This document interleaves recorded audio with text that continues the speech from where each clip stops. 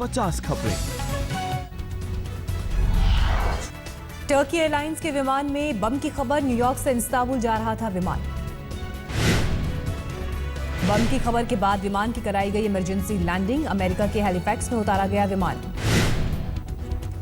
पाकिस्तानी खुफिया agency ISI ने रची भारत में दंगे भड़काने की नई। समाचार पत्र मेल टुडे के हवाले से खबर। खुलासे के मुताबिक ISI underworld don Dawood Ibrahim के नेटवर्क का कर रही है इस्तेमाल। आईएसआई तैयार कर रही है नए आतंकी मॉड्यूल। बैन आतंकी संगठन सिमी की भी मदद ले रही है आईएसआई। भारतीय खुफिया एजेंसी के एक अधिकारी का दावा, कई वीवीआईपी और शहर टारगेट पर। खुलासे के मुताबिक विदेश से हो रही है फंडिंग। बीती रात कुपवाड़ा के हंदवाड़ा में सेना और आतंकियों के बीच मुठभेड़। एक आतंकी ढेर। आतंकियों के छिपे होने की सूचना पर जवानों ने की कार्रवाई।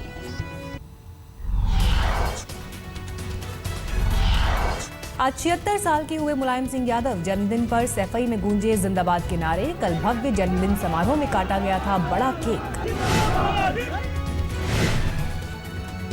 केक काटने के दौरान नहीं दिखे अखिलेश सरकार के कद्दावर मंत्री आजम खान। अमर सिंह और मुलायम सिंह यादव ने एक दूसरे को खिलाया केक। पूर्व समाजवादी पार्टी नेता शाहिद सदकी ने मुलायम को बताया मुगल शहंशाह। जन्मदिन के भव्य समारोह पर कसा तंज। कहा, सोचे मुलायम क्यों नहीं आए लालू और अमिताभ। संत कबीर नगर में मुलायम के जन्मदिन पर सामूहिक विवाह का आयोजन। एसपी नेता ने 101 गरीब लड़कियों की कराई शादी।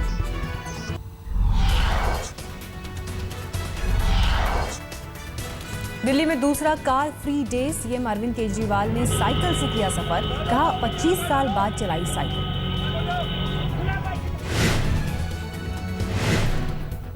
सीएम केजरीवाल ने कहा, दिल्ली में सबसे ज्यादा प्रदूषण ट्रांसपोर्ट से होता है। साइकिल की सवारी इसे कम कर सकती है। केजरीवाल ने कहा, 22 जनवरी को पूरी दिल्ली में कार फ्री डे होना चाहिए। बोले, मैं भी इस दिन साइकिल से जाऊंगा दफ्तर। कार फ्री डे में डिप्टी सीएम मनीष सिसोदिया ने भी साइकिल से किया सफर। आप विधायक अलका लांबा ने पहले लगाई दौड़, फिर सीएम केजरीवाल की साइकिल को पकड़ाई रेस। खुद भी साइकिल से किया सफर।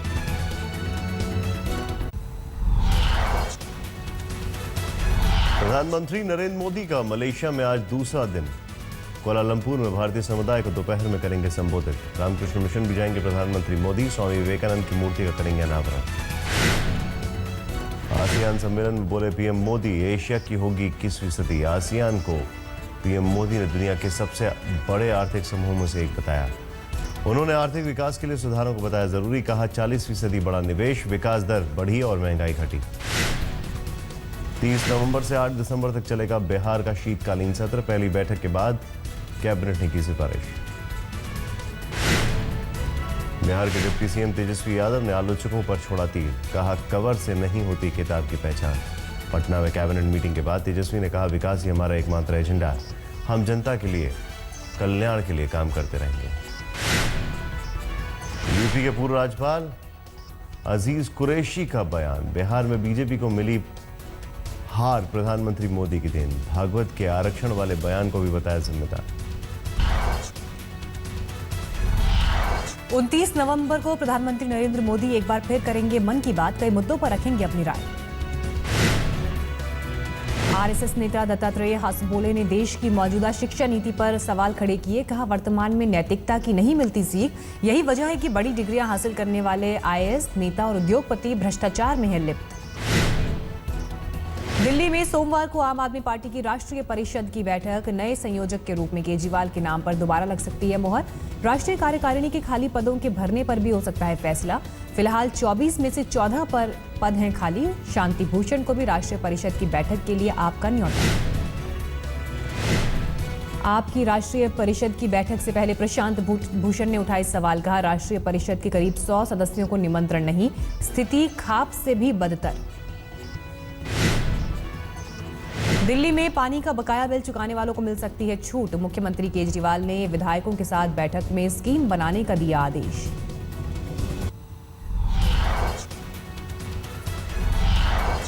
आजम खान की पत्नी और राज्यसभा सांसद ताजीन फातिमा ने श्री आदि शंकराचार्य गौशाला को दिए 25 लाख। शंकराचार्य अदोक्षा जनानंद ने कहा, आजम खान साहब ने जीता हिंदुओं का दिल। जयपुर आर्ट समिट में गाय की कलाकृति पर हंगामा। हिंदू संगठनों के विरोध के बाद उतरवाया गया गाय का पुतला। प्लास्टिक कचरे से गाय को बचाने का संदेश देने के लिए बलून के जरिए लटकाया गया था पुतला। पुलिस के बीच बचाव से सुलझा मामला। असहिष्णुता पर आध्यात्मिक गुरु श्री श्री रविशंकर ने कहा, हमें बढ़ती आबादी, अन्याय, अधर्म, अशुचिता के। इंदौर में लिटरेरी फेस्टिवल के दौरान गीतकार जावेद अख्तर ने कहा, मैंने अपनी निजी जिंदगी में कोई सांप्रदायिकता नहीं देखी। उनके मुताबिक अगर आप अच्छा काम करना जानते हैं तो नफरत और सांप्रदायिकता आपका रास्ता नहीं रोक पाएगा।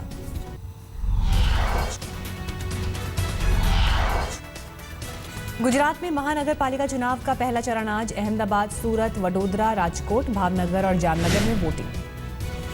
गुजरात की महानगर पालिका चुनाव में डिजिटल इंडिया की झलक, मतदाता कर सकेंगे ऑनलाइन वोटिंग।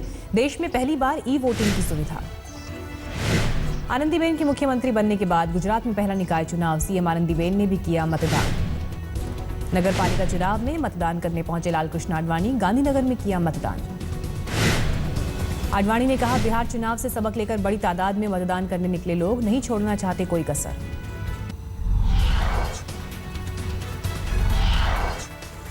शीना बोरा की तलाश के लिए 2012 में राहुल मुखर्जी ने की थी हर मुमकिन कोशिश। सीबीआई की चार्जशीट से खुलासा।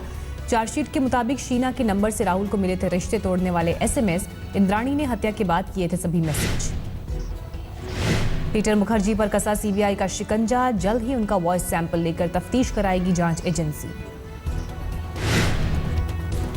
देहरादून के नारी निकेतन में कई महिलाओं से यौन शोषण की वारदात का खुलासा। कुछ पुलिस वालों पर भी आरोप। सोनीपत में 2 लड़कियों के साथ रेप की वारदात। पीड़ितों के बयान के आधार पर जांच शुरू। लखनऊ में स्टेट बैंक ऑफ इंडिया में दिन दहाड़े लूट। बेखौफ बदमाशों ने गार्ड की गोली मारकर हत्या की। कैशियर से 70,000 कैश लूटकर फरार हुए। दिल्ली के करावल नगर में बदमाशों ने घर में घुसकर एक युवक पर चाकुओं से वार किया। अस्पताल में इलाज के दौरान हुई मौत। कौशाम्बी में 2 बच्चों के साथ कुएं में कूदकर महिला ने की खुदकुशी। ससुराल में झगड़े के बाद उठाया कदम। बुलंदशहर में बदमाशों ने फायर ब्रिगेड दफ्तर में घुसकर पुलिसकर्मी पर किया हमला। घायल पुलिसकर्मी अस्पताल में भर्ती। पुरुलिया में नवविवाहित को जिंदा जलाने के मामले में अदालत ने 6 लोगों को सुनाई उम्र कैद की सजा। महिला के पति को भी उम्र कैद। आजमगढ़ में प्रधान पद के लिए होने वाले चुनाव से पहले भारी मात्रा में अवैध शराब बरामद। हरियाणा से लाई जा रही थी शराब। गाजियाबाद पुलिस ने हैंड ग्रेनेड और जिंदा कारतूस के साथ 4 बदमाश गिरफ्तार किए, लेकिन एक कुख्यात बदमाश फरार। जोधपुर पुलिस के चंगुल से कुख्यात अपराधियों को ले भागे कार से आए बदमाश। अब नाकेबंदी कर आरोपियों का तलाशी अभियान जारी। मुजफ्फरनगर में बड़ा ट्रक पलटने से एक की मौत। सेना की मदद से करीब 10 घंटे बाद ट्रक को उठाया जा सका। सेना के जवानों ने हाई-फाई लिफ्ट और प्राइवेट क्रेन के सहारे अभियान पूरा किया। बम धमाके की धमकी देने वाले इस शातिर को वडोदरा पुलिस ने गिरफ्तार किया। आतंकी संगठनों के नाम पर अब तक भेज चुका था करीब 200 चिट्ठियां।